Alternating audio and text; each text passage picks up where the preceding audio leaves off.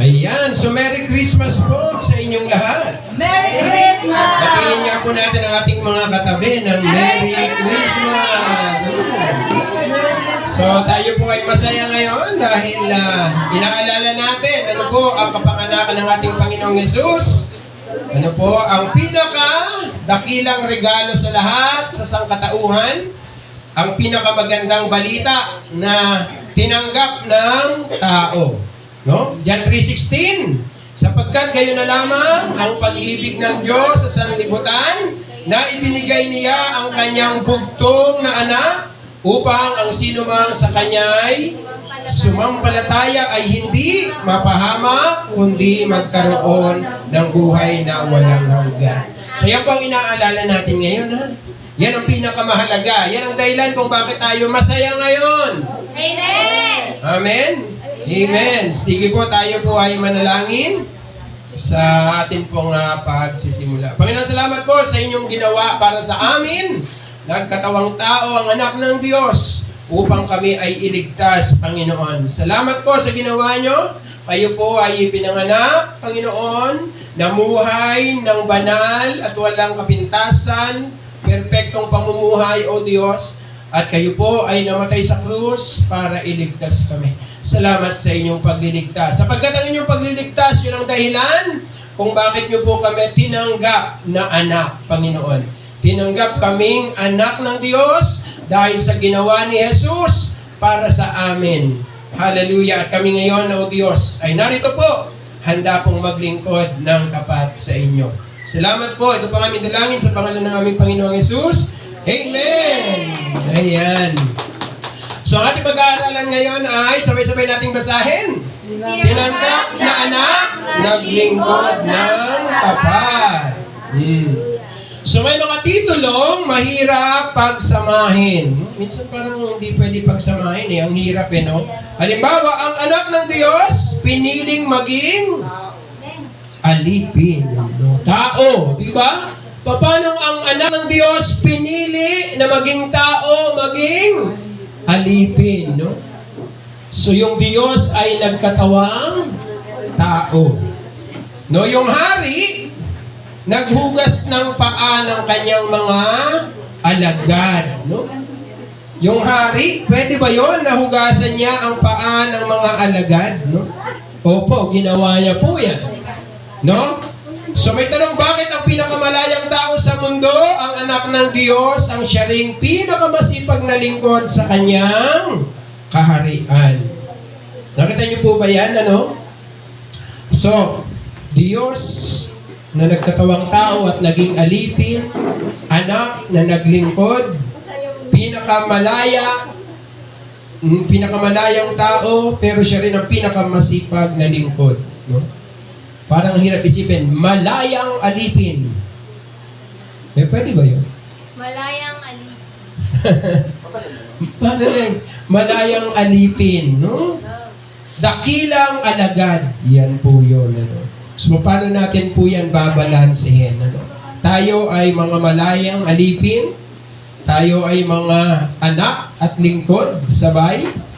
Tayo ay mga alagad at nais ng Diyos maging dakila. So, kailangan dyan po ay maging balanse ang ating puso, no? Kailangan lumagay sa tama yung ating isipan at ang ating puso, no? Kasi minsan yun yung tension doon eh. Hindi malaman, hindi malinaw, paano ba dapat to tingnan, ano? Ano ang dalawang bitag na madalas mahulugan ng mga tao o ng mga Kristiyano? Bitag. Ano yung kaisipan na madalas ay nagpapahirap sa atin. Ano? So, sa ating mga Kristiyano, ano ba yan? Una yan, performance trap. Ibig sabihin, iniisip natin, kailangan nating magtrabaho para mahalin tayo ng Diyos. Kailangan magtrabaho para mahalin ng Diyos. Alam niyo ba, nung tayo yung mga makasalanan pa, namatay si Jesus para sa atin. Nung tayo makasalanan pa, minahal na tayo ng Panginoon. No? At siya ay bumaba sa lupa, no? At tinubos tayo dahil mahal na mahal tayo ng Panginoon. So sa Bible, merong kwento doon, merong dalawang magkapatid, pareho silang may problema. Oh, yung the prodigal son, naalala niyo ba yung kwento ng prodigal son? Dalawa ba silang magkapatid doon? Oo. Ano yung problema ng panganay? Ano yung problema ng panganay doon sa yung kwento ng prodigal son? Actually, huwag daw dapat prodigal son ang pangalan nun eh. Dapat ang title daw ng kwento na yun ay The Loving Father. Oh. Oh, dapat daw hindi prodigal. Di ba nakalagay sa the prodigal son. Sabi, bakit nandun yung diin? No? Nandoon sa prodigal son. Where in fact, dapat ang diin noon ay nandoon sa pagmamahal ng ama. No, ngayon, may dalawang anak. Sino yung nandito sa trap na to? Yung panganay. Yung panganay. Di ba? Yung panganay, sabi ng panganay, ako, di ba? Nagtrabaho ako sa iyo. Ganun yung ano niya, no? Nagpakahirap ako. Inalagaan ko lahat ng mga pag-aari mo. Ginawa ko ng lahat. Pero kahit kailan, parang ganun, no? Hindi mo lang ako binigyan ng kambing na pwede naming pagsalu-saluan. So siya ay nandito sa performance trap, no? Ibig sabihin, gusto niyang i-win, no? Yung favor ng kanyang ama. At akala niya, pag magtrabaho ako ng magtrabaho, mamahalin ako ng tatay ko. Hindi po yan. Mahal po siya ng tatay niya. Actually, nang sabi ng tatay niya, no? Lahat ng nasa akin, anak, ay sa'yo. Sinabihan siya ng tatay niya, no? Lahat ng nasa akin sa'yo. So, ibig sabihin lahat ng ginagawa mo, anak, so, nandito siya. No? O, nasaan naman yung bunso? Ayan, complacency trap. Dahil alam nating anak tayo, ano daw yan? Nagiging kampante tayo at nawawala ang pagpapahalaga sa oras, sa Ama, sa Diyos. Di ba? Ang tawag natin yan ngayon ay, entitled. Ang mga tao na entitled. Oh? Ano ba yung sabihin ng complacent sa Tagalog? Pag sinabing complacent, Palagay. pwedeng masyadong palagay. Oh, ibig sabihin ng complacent, tamad. Wala nang ginawa, di ba? Pag complacent, hindi na, wala nang pakialam, basta siya, ayos ako, no? Hindi na iniisip yung mga responsibilidad, hindi na iniisip kung paano makakatulong, hindi na iniisip kung paano makakapagbigay ng favor o pag-unlad sa family. Complacent ang tawag doon, no? So yan yung dalawang problem ng tao, ng Christian. Ang tanong, nasaan kaya tayo dyan kadalasan? No? Saan ka kaya napalagay dyan? Ano? Performance. Naku, kailangan ko to para maligtas. Hindi po. No? Kaya naman complacent. No? So si Kristo ang ating modelo. Siya ay anak. Tama po yun, di ba? At may katiyakan sa pag-ibig ng Ama. Kahit kailan po, hindi yan pinag-alinlanganan ni Jesus na siya ay anak ng Diyos. Pero, anong kasunod? Ngunit siya ay lingkod na nag-alay ng lahat dahil sa pag-ibig. Pag-ibig kanino? Pag-ibig sa Ama, pag-ibig sa Diyos. No? Si Jesus, anak ng Diyos, pero siya ay lingkod din. Ano? Hindi siya naparito upang paglingkuran, kundi upang maglingkod. So tayo, hindi anak tayo ng Diyos, katulad ng Panginoong Yesus. Pero katulad din ng Panginoong Yesus, kung si Jesus narito hindi upang paglingkuran, kundi upang maglingkod, yan din yung panawagan sa atin bilang mga Kristiyano. So sino ba tayo? Di ba? Mahalagang tanong yun eh. Sino ba ako sa harapan ng Diyos dahil sa ginawa ni Jesus? Ano ang unang katotohanan dyan sa tanong na yan? Ito ang unang sagot. Anak na tinanggap. No? Anak na tinanggap. Ibig sabihin po tayo ay, tawag natin dyan ay, yung doctrine ng adoption. No? Dati hindi anak, pero tinanggap ng Diyos. Inampon ng Diyos. Yan yung identity meron tayo. No? O, katulad ni Jesus, no? Meron tawag doon na nung siya ay binautismohan, ang linaw-linaw kung sino siya. No? O, si Jesus, siya ay anak ng Diyos. At dahil tayo ay may relasyon kay Jesus, tayo din naman ay itinuturing na mga anak ng Diyos. Galatia 4:7, ano sabi? Sabay-sabay nga nating basahin. Ngunit nang sumapit ang tamang panahon, isinugo ng Diyos ang kanyang anak na isinilang ng isang babae at namuhay sa ilalim ng kautusan upang palayain ang mga nasa ilalim ng kautusan. Sa gayon, tayo'y maituturing na mga anak ng Diyos.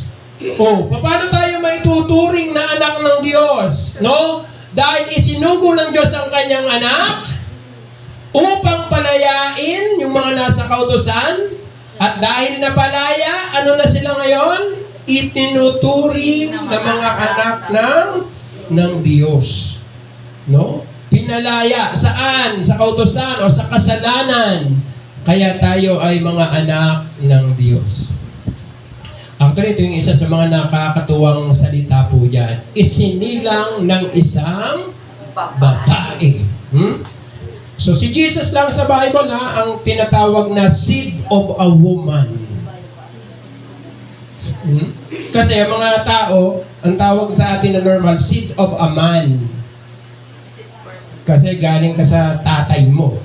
Binhi. Binhi ng ama.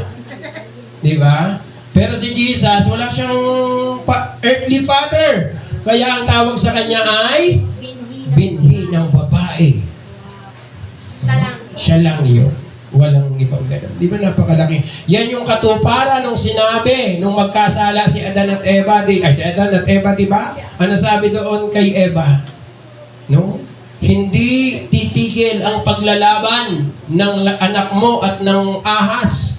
Dadating ang panahon, dudurugin ng anak mo ang ulo ng ahas. At kakagatin daw ng ahas yung sakong.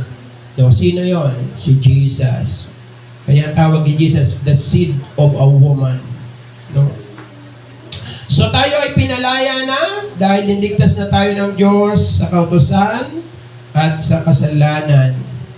At yung karugtong na verse, sa verse po yan. At dahil kayo'y mga anak ng Diyos, isinugo niya ang espiritu ng kanyang anak sa ating mga puso na tumatawag sa Diyos ng Ama, Ama ko.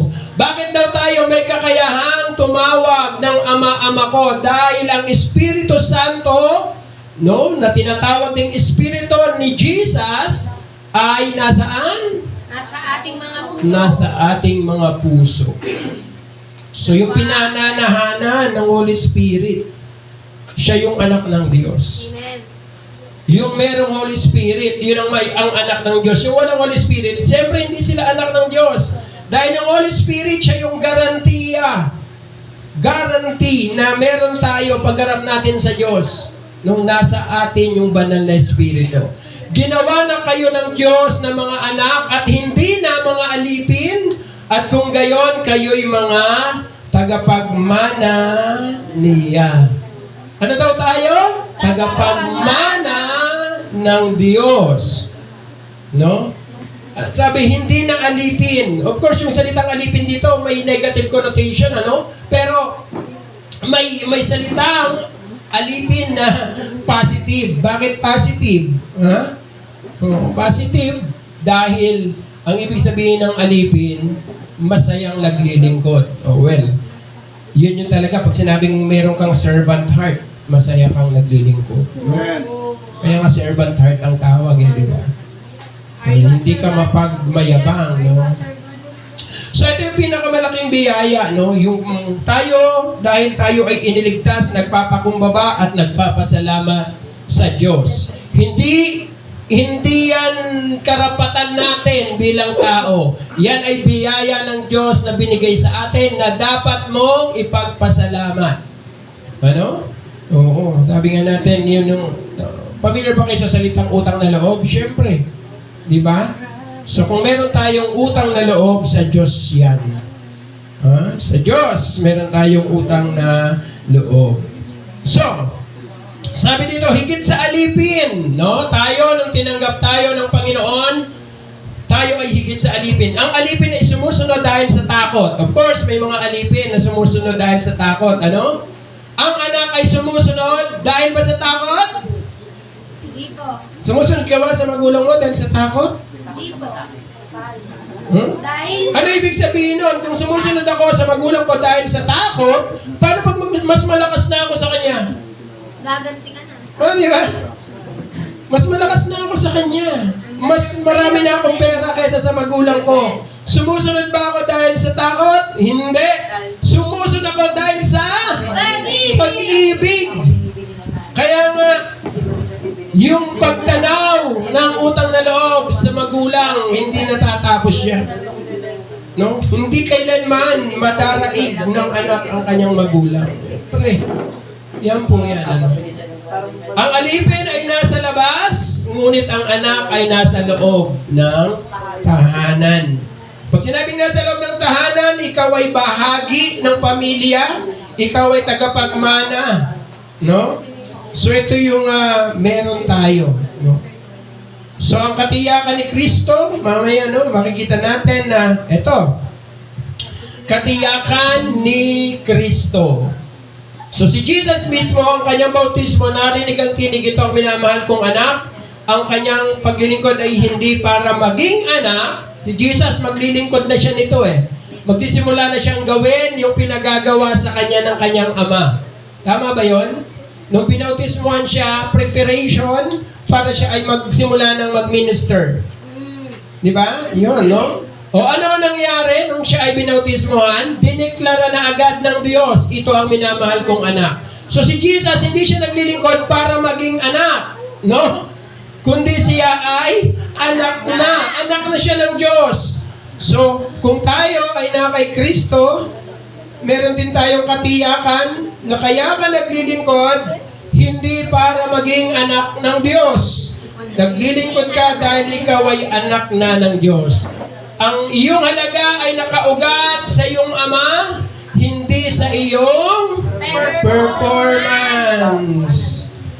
Anak ako ng Diyos dahil minahal ako ng Diyos. Period. Amen. No? Pero syempre, alam natin yan. Dahil anak ako ng Diyos, ano ako? Kawangis ng Diyos. At paano ba ang Diyos kumilos? Paano ba ang Diyos magmahal, mag-isip? No? Makipag-relate? Doon yun papasok, di ba? Ibig may So, pangalawa, na dapat nating tandaan, naglilingkod ng tapat. Yun na ang kasunod po niya, no? Service and sacrifice. Bakit? Ito yung modelo na ginawa ni Jesus para sa atin, no? So, nagkumanta tayo kanina, sabi doon, weak made strong. Weak made strong. Ibig sabihin, may hina, pinalakas ng Diyos. Hiwalay sa Diyos, pero tinanggap ng Diyos. Bakit niya tinanggap? Para palakasin. Para maging kagamit-gamit. Oo. Alam niyo ba na only the strong can serve? Amen. Ang mga malalakas lang ang pwedeng maglingkod. Kasi, yung salitang paglilingkod, ano ibig sabihin nun? May kakayanan. May kakayanan gumawa. Amen. Di ba? So, pwede bang maglingkod ang bedridden na tao? Maglingkod ka na. Walang kakayanan. Kaya, pag ikaw ay tinawag na lingkod ng Diyos, may kakayanan kang tao. Meron kang magagawa. Amen. No? Ikaw ay magiging dakilang alagad. Dakilang alagad. O payag nga tayo salitang dakilang alalay. Dakilang alalay. Alalay ng Diyos. Alalay at inakay. So ang ina, paano dapat mabuhay ang anak? Pamumuhay Kristiyano. Kaya nga, mga kapatid, alang-alang sa masaganang habag ng Diyos sa atin, ako'y nakikiusap sa inyo na ialay ninyo ang inyong sarili bilang isang handog na buhay, banal at kalugod-lugod sa Diyos. Ito ang karapat-dapat na pagsamba ninyo sa Kanya. Amen. So nakita nyo ba yan? No? Yung salitang ialay ninyo ang inyong sarili bilang isang handog na buhay, banal at kalugod-lugod sa Diyos. Isang paraan niya ng pagsasabi na sundin ninyo ang pinakamahalagang utos sa lahat. Ano yung the greatest commandment? Love the Lord your God with all your heart, with all your strength, with all your mind, with all your soul. So yan po yun, So kung mamahalin natin ang Diyos, eto po yan. Iaalay natin ang ating sarili bilang handog na buhay, banal at kalugod-lugod sa Kanya. Minsan, ang mga relasyon, hindi pantayan, O, halimbawa, kayo, pag nananalangin, paano ba kayo manalangin? Yung tinuro ni Jesus, Ama namin, nasa langit ka. O, ano ibig sabihin nun? Ama namin, nasa langit ka. Ano ibig sabihin nun? Kami ay nasa lupa. Hindi pareho ba tinutungtungan ng Diyos at ng tao? Hindi. Magpareho ba ang kalagayan ng Diyos at tao? Hindi. So ang Diyos, ang kanyang pagmamahal, nagbigay, hindi lang nagbigay, naglingkod. So tayo din bilang mga tao, dapat tayong magbigay at maglingkod sa ating Diyos. No? Kaya nga mahalaga po dyan, serve in your strength. Kung maglilingkod ka sa Diyos, maglingkod ka sa Diyos, gamitin mo ang iyong kalakasan. No, tinatawag natin giftedness, pagiging kung ano yung mga bagay na meron ka na magagaling, magaganda, yun dapat ang gamitin mo, no, sa paglilingkod sa Diyos with persistence and discipline. So paano tayo maglilingkod sa Diyos? Ibibigay mo ang iyong buong lakas, buong talino, lahat ng kakayanan. Huh? Oh. Kilala niyo to? Lasanin. Saan ba yan? Oh. Kasal yan. Sila saan? Ayan, mga yan, katatapos lang yan. Ladies and gentlemen, your finals MVP Mm. steps up in the biggest stage Sino? in collegiate sports. Sino yung finals MVP? Season 88, finals MVP. Si Ildefonso ba? Sino yan? Phillips! Philip? Si Mike Phillips, no? Averaging to make that historic 25 points, Pilipino ba 18 yan? rebounds, and 8 Oo, Tagalog niya, pero mukhang may dugong Amerikano eh. graduating Oh. Phillips. Pwede nyo i-import eh. So, anong niya, no? Pwede nyo i-import. So, siya, binigay niya yung kanyang, saan siya magaling, ha? Sa basketball. So, hindi siya kumanta. Hindi siya sumayaw. Hinanap niya yung kanyang lakas. Saan ako mahusay? Saan ako magiging kagamit-gamit? So, dapat tinatanong natin yan sa ating sarili. No? Saan ako gagamitin ng Panginoon? Saan ako mahusay? At dapat kung saan ka mahusay, pagyamanin. Pagyamanin mo yun. Katulad nitong tao na to. No? Si Phillips. Oh, ito siya, no? Saan graduate? De La Salle. De La Salle. Ladies and Malamang walang tuition yan. MVP. Dahil, Phillips. Varsity player eh. binabayaran pa yan. No? So bakit? Nakita niya kung saan siya magaling. So hanapin natin yung galing natin. Doon tayo magpunta. Hindi yung naiingit tayo sa galing ng iba, ha? Oo. Ayan. So, ano ba ginawa niyang taong yan, ha? Anong ginawa niya? Sige, tingnan natin. Anong ginawa niya? Nagmano? Pilipino nga. Nagmamano eh, no? Na naiintindihan niya yung kulturang Pinoy, ha? Kain na tayo mamaya. Ayan. Thirds, come on, MVP. Go ahead, Ate. Wait lang, ito natin na. Pakinggan nyo.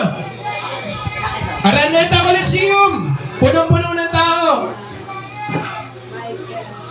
Hey, I just want to say one thing. Jesus Christ is the real champion. Amen.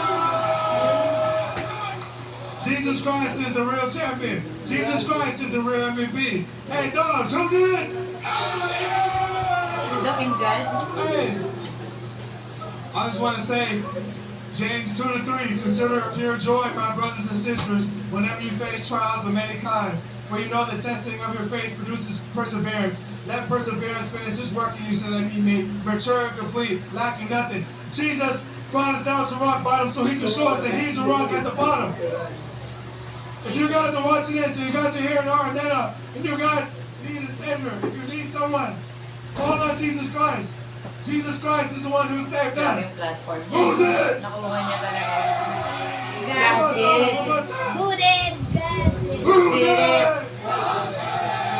Amen. Team captain ba siya? Siguro. No? Team captain eh. So, ang tanong doon, nasa Araneta yan, no? Araneta Coliseum. Gano'ng karaming tao? May nakinig. Amen. Amen. Ba't may nakinig? May napatunayan. May pinatunayan. May kakayahan. Di ba? Bakit kaya niyang sabihin yun sa harap ng Araneta Coliseum na punong-puno ng tao at walang kumukontra sa kanya? May pinatunayan. Naging mabuting katiwala. Naging mabuting manlalaro. Di ba? So, ganun po talaga yun, ano? Nagkakaroon ng boses ang tao kapag meron siyang napatunayan. Meron siyang nagawa na maganda. At hindi kailangan ganun kalaki, di ba? Palakihan ba? Hindi. Pero ang tanong, naging mabuti ka ba? Katiwala.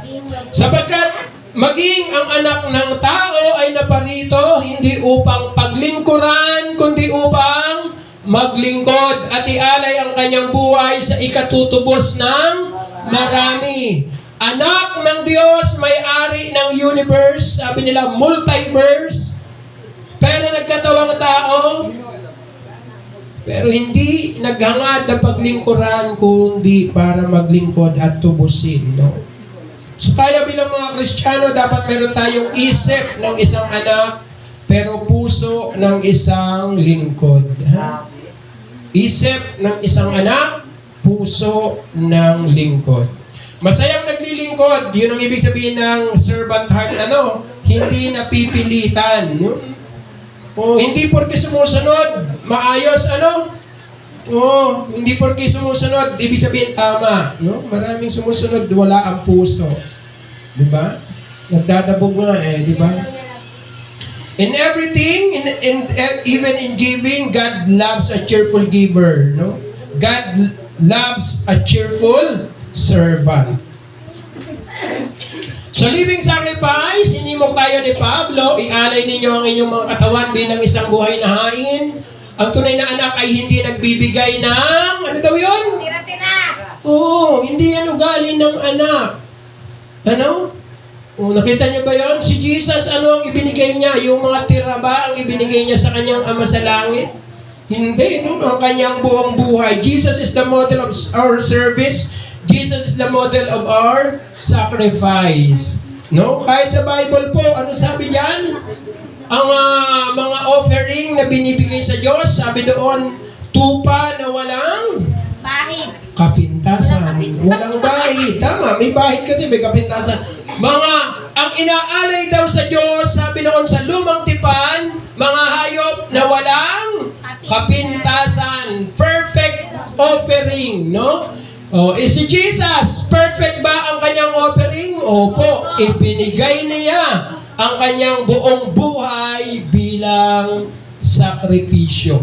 Siya yan ang model natin sa paglilingkod, no? Ganap na paglilingkod, ganap na sakripisyo. Ang halaga ng paglilingkod, huwag mawawala ang halaga ng pagsisilbi sa loob ng limitadong panahon. Yan ang isang bagay. Bakit ba tayo naglilingkod ngayon? Sapagkat limitado ang ating panahon. No? So, ibig sabihin may oras tayo. Tumatanda ba kayo? Opo. So, akala nyo, yung pinalalampas nating mga oras, okay lang kaya yon? Hindi po. Sayang yon. Dahil may limitado ang ating panahon. Ang ating paglilingkod ay may bigat ng eternal, no? Pero, may ano po yan, may oras ang paglilingkod ng tao. So, ang paglilingkod ay hindi pabigat, kundi isang masayang pagtugon sa sakripisyo ni Kristo sa krus. Bakit hindi mabigat ang paglilingkod? Sapagkat may nauna nang naglingkod para sa atin. May nauna nang nagsakripisyo para sa atin. At walang iba yon kundi ang ating Panginoong Jesus. No? Kung si Jesus nagsakripisyo at naglingkod para sa atin, bakit magiging mabigat ang paglilingkod para sa Kanya? Nung panahon ng hapon, merong isang bata, no? Isang bata, tapos nagkakabarilan, nagkakamatayan na. Tapos yung bata, may bitbit siyang kapatid niya, nasa likod niya, no? Naglalakad siya, kasi gusto niya itang bigyan ng magandang libing eh, ayaw niyang iwan yung kapatid niya. Sabi, iwan mo ng kapatid mo, kasi patay na po eh. Patay na yung kapatid niya na bit-bit-bit niya sa likod, no? Iwan mo ng kapatid mo, mabigat yan. Kasi naglalakad ang layo niya. Ano sabi niya? Hindi mabigat ang kapatid ko. Sabi, napatay na. Pero nang sabi nung bata, hindi mabigat ang kapatid ko. So, pag naglilingkod na nandun ang puso, nandun ang pag-ibig, hindi mo sasabihin na mabigat. Kung si Kristo nagsabi na ang bigat ng krus, wala tayo lahat dito. Wala tayo lahat dito, di ba? So, si Jesus ang modelo ng sakripisyo, si Jesus ang modelo ng serbisyo, di ba? So, agad na kumilos, merong urgency and victory. Ano? Kailangan gawin natin ang mga ipinagagawa ng nagsugo sa akin habang may araw pa. Darating ang gabi kung kailan wala nang makakapag-trabaho. So si Jesus mismo alam niya na may limitasyon ang kanyang buhay, may oras. Matatapos ito, hindi pwedeng ipagwalang bahala, hindi pwedeng hindi gawin. Ano sabi ni Jesus? Gawin natin ang mga ipinapagawa ng nagsugo sa akin habang may araw pa. Sabihin, may tamang panahon ng paglilingkod. No? At pwedeng mawala yan.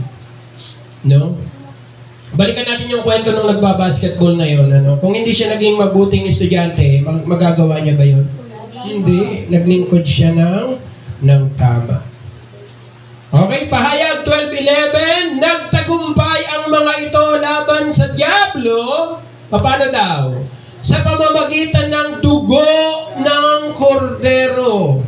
So yun ang unang-unang dahilan, pinakamahalaga sa lahat, pundasyon ng lahat ng pagtatagumpay ng Kristiyano, namatay si Kristo para sa atin, yung kanyang dugo. Pero natatapos ba yun doon? At sa pamamagitan ng kanilang pagpapatotoo sa salita ng Diyos.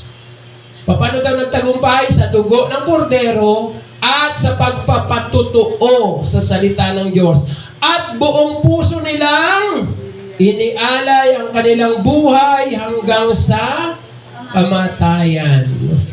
So nakita sa Nigeria, totoo po ito. No? So, pag-pray natin ng mga Christian sa Nigeria. No? So habang may araw pa, sinabi ni Jesus, dapat nating gawin ang mga gawa habang araw pa. Bakit? May expiration date ang ating pagkakataong maglingkod dito sa lupa. No? Isa daw sa pinakamahirap na salita yung nadamdamin yung regrets. Ano yung regrets sa Tagalog? Pagsisisi. Panghihinayang. Nanghihinayang. Huwag tayo manghinayang, ha? Pagdating ng panahon ng hinayang, no? Kaya pagpasalamat natin ang ating mga kapatid na walang sawang naglilingkod sa atin.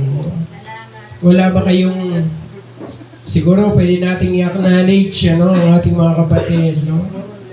Siyempre ang ating mahal na nanay ng mga bata, thank you very much. May expiration date pero hindi niya nahihintayin yan. Maaga.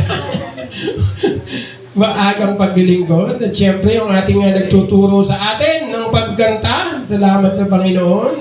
Musika, pagsamba sa Panginoon. Salamat din sa mga estudyante na nag-aaral, no? Kahit nahihirapan, walang baon, hindi mananangalian, papasok pa din, malapit ang graduate. Ha? Malapit ng graduate. Bakit? Naniniwala sila na ngayon ay araw pa. Pag gumabi na, nako, hindi na yan, wala na. Huwag niyong hintayin gumabi. Ha? Oh. The race and the crown, tulad ni Pablo, dapat nating matapos ang ating takbuhin. Hindi tayo tumatakbo ng walang patutunguhan, tumatakbo tayo para sa korona ng kaluwalhatian. Yung dugo ng Diyos at ang ating patutuo, napakahalaga. Ang ating tagumpay ay hindi galing sa sariling galing, no? Kaya walang pwedeng magyabang. Hindi tayo pwede magyabang ng ating galing. Bakit? Ang tagumpay ay hindi galing sa atin. Who did? Pag nagtagumpay, sisigaw, no? Who did? Yan. Hindi dahil sa sariling galing, kundi sa pamamagitan ng dugo ng kordero at sa salita ng ating mga patutuo. Huwag ipagpaliban ang pagsunod sa Diyos. Ang gabi ay dumarating kung kailan wala nang makagagawa. Wala na pong makagagawa pag gabi na. Sa pangapat, katapatan sa puso, kasanayan sa kamay, reward, no? Alam niyo po mga kapatid, hindi sapat na mabuti ka, hindi sapat na mabait ka. Ayan yung sinabi ni Vico Soto eh. Sabi ni Vico Soto, alam niyo mo, hindi sapat yung mabait ka. Mabait ka nga, wala ka namang magawa. Sobrang bait. Sobrang bait mo nga eh. Kaya sabi nga doon, may nagsabi, alam niyo ba ang kuneho? Alam niyo yung kuneho? Rabbit. Ang kuneho? Rabbit. Oo. Hindi siya pwedeng maging mapagpakumbaba. Ha? Hindi siya pwedeng maging mapagpakumbaba. Kasi mababa. Kasi talagang mahina siya. Wala talaga siyang option. Wala siya. Pag sinabing mapagpakumbaba ang isang tao, ang ibig sabihin nun, malakas ka, pero pinili mong magpakumbaba. Pero kung nasa baba ka na, paano ka magpapakumbaba nun? Dahil nasa ibaba ka na nga eh. Wala ka ng no? Lalang. Oo, hindi. So, sino ang mga taong mapagpakumbaba? Ang tao na pwedeng maging mapagpakumbaba, yung mga taong malakas.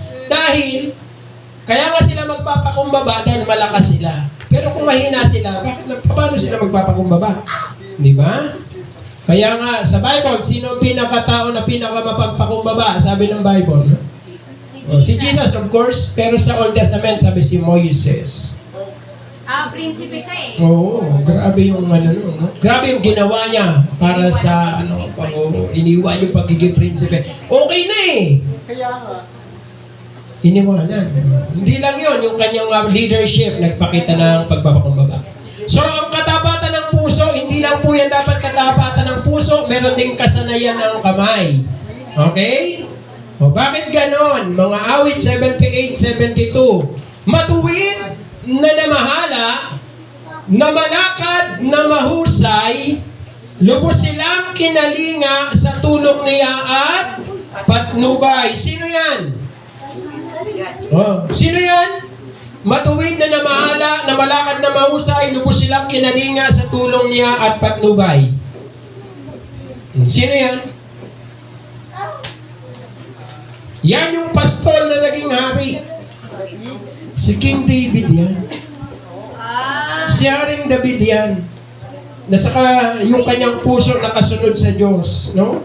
Nakita nyo ba na hindi lang puso? Of course, ito, lubos niyang kinalinga, no? Sa tulong niya at patnubay. Yung pagkalinga, pagpapakita yan ng kagandahan ng puso. No? Pag sinabing kinalinga, inalagaan, inaruga, di ba? Pero paano niya nagawa yan? Dahil dito sa taas, matuwid na namahala, na malakad na mahusay. Kasi pwede ba na kalingain mo ang isang bansa nang hindi ka mahusay? Mahirap. Hindi mo kakayanin yan. Baka mapahamak lang. Mapapahama ka. So, hindi lang pagiging mapagkalinga, magagawa mong magkalinga kapag ka ikaw ay mahusay. So, mga Kristiyano, dapat mahusay, ha? Alam niyo ba, description kay Apostol Pablo? Mahusay. Bakit si Pablo, kahit na ang ginagawa sa kanya, yung pinaparusahan siya, pero ang taas-taas ng tingin sa kanya ng mga tao, kahit yung mga nagkukulong sa kanya, no? Sabi ng mga tao hindi, yung leader, yung ano bang position niya sa gobyerno? Warden.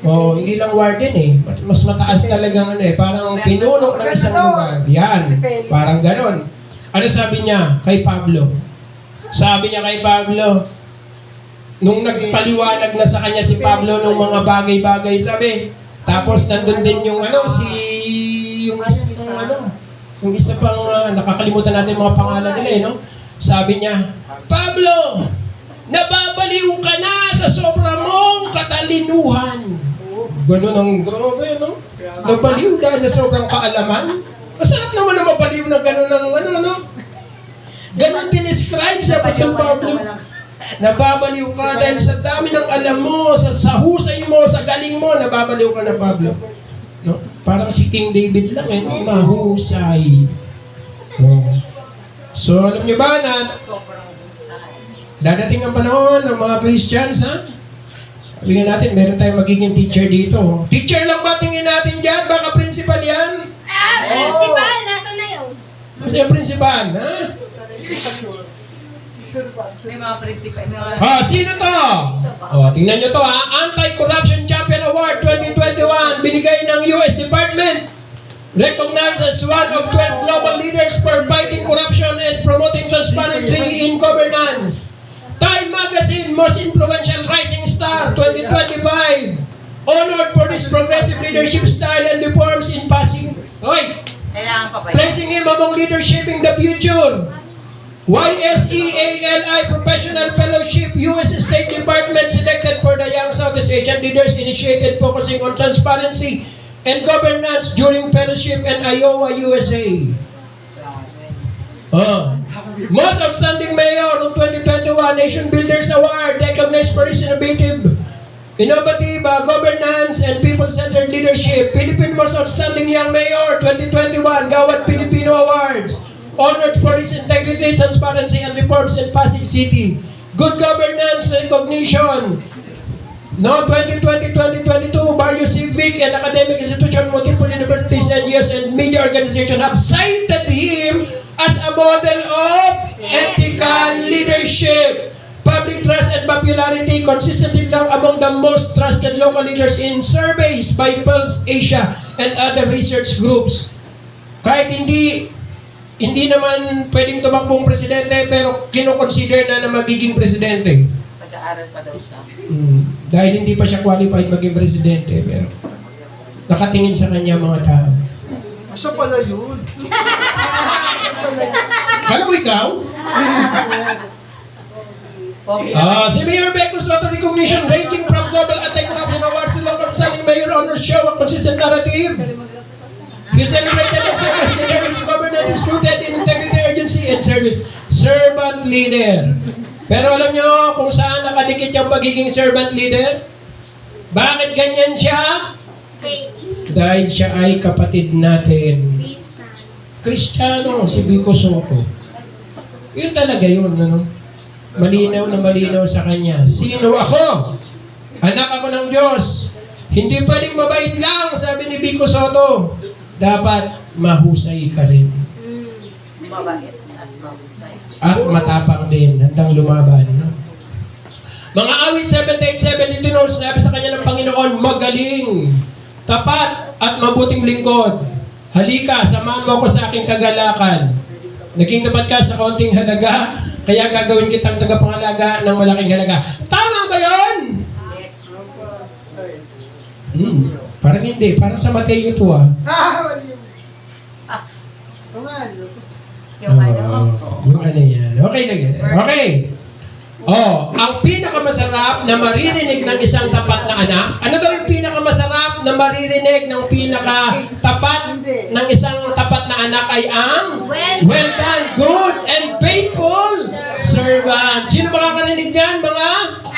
Mga anak, reigning with the firstborn. Ang paglilingkod natin ay hindi matatapos ang pagkapagod. Ito ay paghahanda para sa ating paghahari kasama ang ating pinakamatandang kapatid, firstborn, Jesus Christ, ang kauna-unahang nabuhay na mag-uli.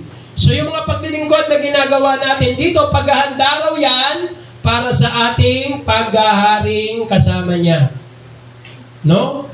Ang pagiging lingkod ay lingkod ngayon, ang tanging paraan para maging kasamang maghahari, no? Kasamang tagapagmana ni Kristo bukas.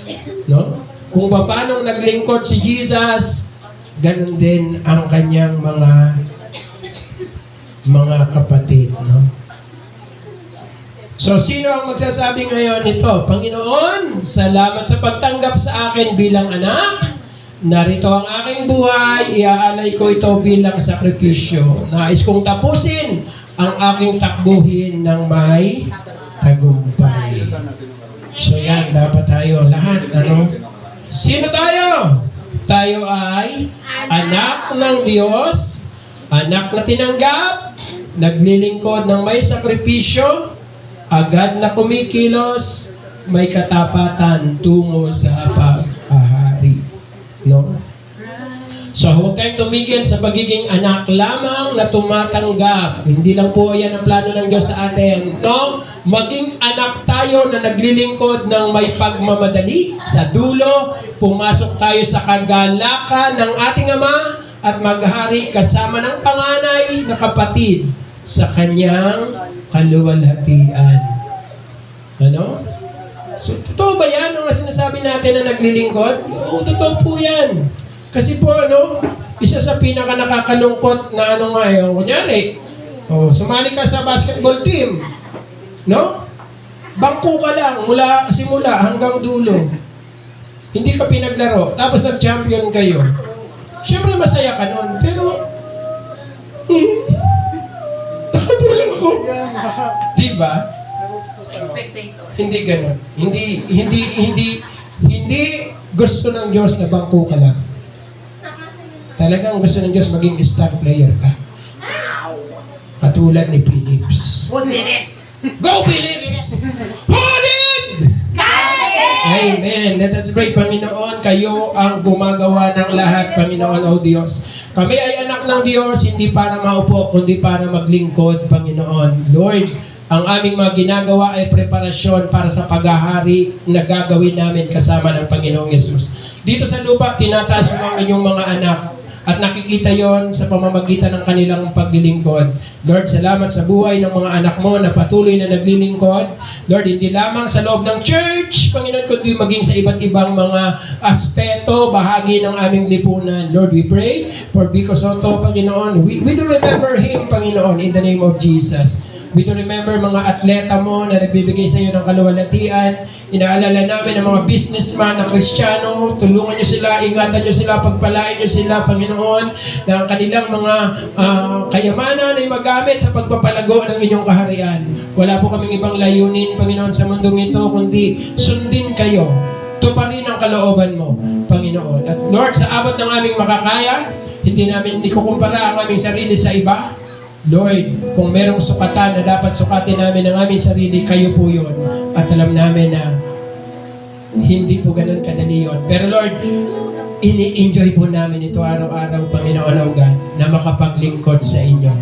Hallelujah. Panginoon, tanggapin niyo po ang aming lubos-lubosang pasasalamat at pagpupuri sa ginawa ninyong tagumpay para sa amin. Salamat po sapagkat isinasama ninyo kami sa inyong tagumpay. Madarama namin, O Diyos, may bahagi po kami, Panginoon, na ibinigay mo para maging lubos ang aming kasiyahan sa piling mo pagdating ng panahon. Lord, ikaw ang gumawa ng lahat ng ito sa pamamagitan, Lord, ng inyong dugo na nagpapalakas sa amin, nagbibigay ng halaga sa amin. Panginoon, ang iyong dugo na nagbibigay ng lakas sa amin. Banal na Espiritu, salamat din po sa kalakasan at katiyakan na kami ay mga anak ng Diyos. Muli po, dinideklara namin, O Diyos, hindi kailanman biktima ang mga anak mo. Kami ay mga victors, Panginoon. We are not victims, we are victors because Christ triumphed. And we will also triumph and reign with Him pagdating ng panahon. Ito ang disenyo mo. Ito ang kaluwalhatian na ibinibigay mo sa amin. Salamat po. Ito ang aming dalangin sa pangalan ng aming Panginoong Jesus. Amen.